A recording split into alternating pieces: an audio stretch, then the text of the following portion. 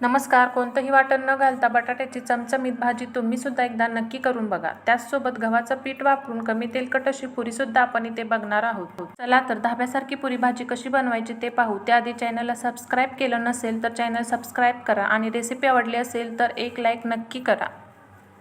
तर मग पुरीसाठी कणिक मळून घेऊ. इथे आपण छोटी 2 वाटी गव्हाचं पीठ घेतले. आता पुरी छान खुसखुशीत होण्यासाठी 2 चमचे बारीक रवा घातला. आता पुरी जास्त काळ टम्म फुगलेली राहावी यासाठी 2 चमचे बेसन घातले.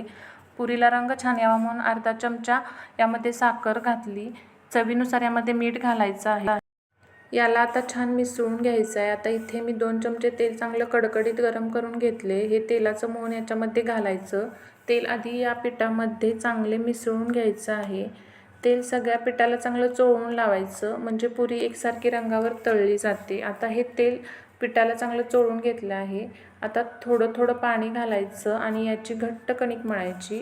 पुरीची कणिक घट्ट मळायची. पातळ केली तर पुऱ्या फुगत नाहीत तर खूप जास्त तेल शोषून घेतात आणि कडकसुद्धा होतात. ही बघा इथे आपली पुरीसाठी लागणारी कणिक मळून तयार झालेली आहे. हे बघा अशी घट्ट कणिक मळली आहे. आता याच्यावरती थोडंसं तेल लावून घेऊ. आता कणकेला तेल लावून घेतलं आहे. याच्यावर झाकण ठेवून अशीच कणिक 20 ते 25 मिनटं भिजत ठेवायची. कणिक आपली भिजते तोवर याच्यासाठी लागणारी भाजी आपण करून घेऊ. इथे आपण मध्यम आकाराचे 4 बटाटे उकडून साले काढून घेतलेले आहेत. हातानेच मोठ्या मोठ्या तुकड्यांमध्ये हा बटाटा आता आपण कुस्करून घेणार आहोत. हा बटाटा अशा पद्धतीने कुस्करून घेतला ना की भाजीला छान दाटसरपणा येतो. हा अशा पद्धतीने आपला बटाटा कुस्करून झालेला आहे. आता भाजीला फोडणी देण्यासाठी गॅसवर भांडं ठेवलं आहे. भांडं छान गरम झालं आहे. त्यामध्ये 1 पळीभर आपण इथं तेल घेतलं आहे. तेल तुम्ही तुमच्या आवश्यकतेनुसार कमी अधिक करू शकता. छान तेल कडकडीत गरम झालं की त्यामध्ये पाव चमचा मोहरी घालणार आहोत. मोहरी छान फुलली, छान तडतडली की अर्धा चमचा यामध्ये जिरं घेतलेले आहेत. सोबत इथे आपण एका खलबत्त्यामध्ये एक ठेचा तयार केला आहे. त्यामध्ये 5-6 लसूण पाकळ्या, 1 हिरवी मिरची, 1 इंच आलं खलबत्त्यामध्ये ओबडधोबड आपण ठेचून घेतलं आहे. ताजंच आलं लसूण पेस्ट घाला कारण यामध्ये त्याची चव छान येते. इथे ठेचा आपण मंद आचेवर छान सुगंध येईपर्यंत, रंग बदलेपर्यंत आपण परतून घेतलेला आहे. 5-6 कढीपत्त्याची पानं घातलेली आहेत. असा रंग लाल झाला की इथे आपण मध्यम आकाराचे 2 कांदे घातलेले आहेत. कांदा जास्त मोठा न चिरता बारीकच चिरून घालायचा कारण इथे आपण कोणत्याही प्रकारचं वाटण घातलेलं नाही. कांदा आपणाला 5 ते 6 मिनटं रंग बदलेपर्यंत परतून घ्यायचा आहे. या अशा पद्धतीने आपल्याला कांदा परतून घ्यायचा आहे. तो गुलाबी रंगापर्यंत आपल्याला इथे परतून घ्यायचा आहे. कांदा आपला परतून झालेला आहे, त्याचा रंग बदलला आहे. या स्टेजला आपण इथे मध्यम आकाराचे 2 टोमॅटो बारीक चिरून घालणार आहोत. टोमॅटो जरा जास्तच घालायचे त्यामुळे त्याचा फ्लेवर भाजीला छान येतो. आता टोमॅटो आपल्याला खूप जास्त परतायचे नाहीत. फक्त मिनिटभरच टोमॅटो आपल्याला परतून घ्यायचं आहे. थोडंसं मिनिटभर याला परतून घेतलेलं आहे. आता यामध्ये आपण अर्धा चमचा हळद घालणार आहोत. आणि कोल्हापुरी स्पेशल चटणी साधारण 2 चमचे घेतलेली आहे. या चटणीमध्ये सर्व गरम मसाले, आलं लसूण कांदा असल्यामुळे तुम्हाला वेगळं वाटण घालायची गरज नाही. त्यामुळे भाजीला चव ही चांगली येते. अर्धा चमचा धनेपूड घेतली आहे. बस इतकेच मसाले आपण इथे घालणार आहोत. थोडंसं मिनिटभर याला आपण परतून घेणार आहोत. अजिबात कच्चं ठेवायचं नाही. 1-2 मिनटे परतून मध्यम आचेवर चांगलं तेल सुटेपर्यंत परतून घेतलेलं आहे. आता सगळा कच्चेपणा दूर झाल्यावर यामध्ये आपण आता कुस्करलेले बटाटे घालून घेणार आहोत. त्याचबरोबर यामध्ये चवीनुसार मीठही घालून घेणार आहोत.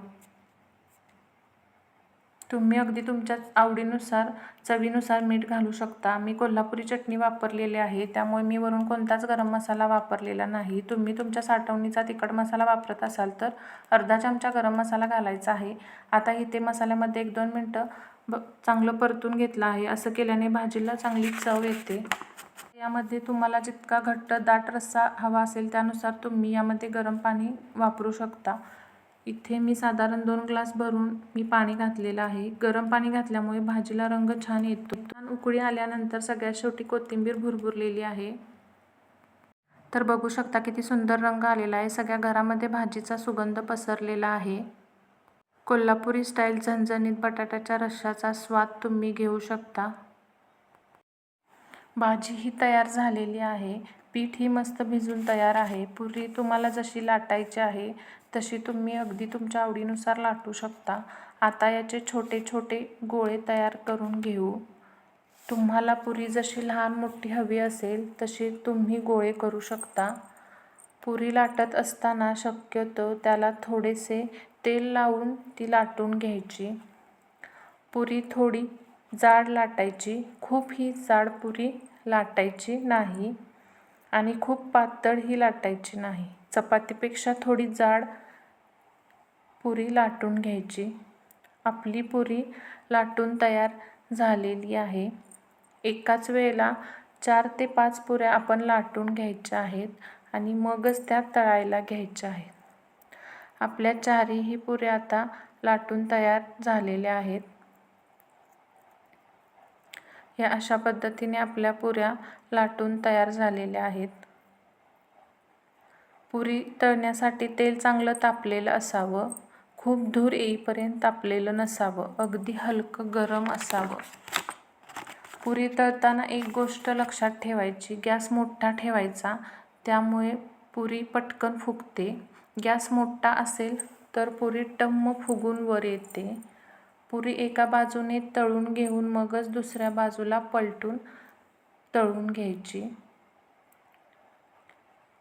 आणि पुरी उलटल्यानंतर गॅस मध्यम करायचा. पुरी तळून झाली की पुरी आपण आता ही काढून घेणार आहोत. तर आपली गरमागरम पुरी तयार आहे, बघू शकता. आता आपण दुसरी पुरी तळून घेणार आहोत. गॅस मोठाच ठेवायचा आहे. पुरी आता आपण दुसऱ्या बाजूला पलटून तळून घेणार आहोत. आपली पुरी टम्म फुगलेली आहे. दोन्ही बाजूनी पुरी छान भाजून झालेली आहे. आता आपण पुरी काढून घेणार आहोत.